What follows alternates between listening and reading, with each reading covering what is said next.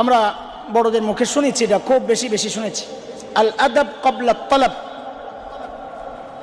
এই মুহূর্তে এটা খুব বেশি প্রকট, এই জন্য একটা কথা বলে আমি বড়দের কাছে মাইক ছেড়ে দিব। আল আদাব ক্বাবলা তালাব, তোমরা ছোট মানুষ অতটা বুঝবা না।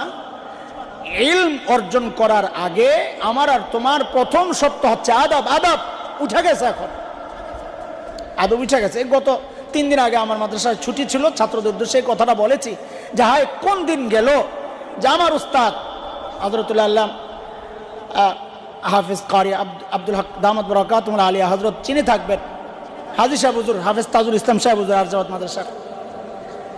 তাকাইলে আমরা এতটা ভয় পাইছি যে একদিন আসরের নামাজের আগে হেফজখানা একটু ঢিলে ঢালার সময়টা হলো আসরের নামাজের আগে দিয়া। তো দুইজন পাশাপাশি বসে বসে কথা বলতেছি, মাদ্রাসার পাশ দিয়েই রাস্তা ছিল তখন।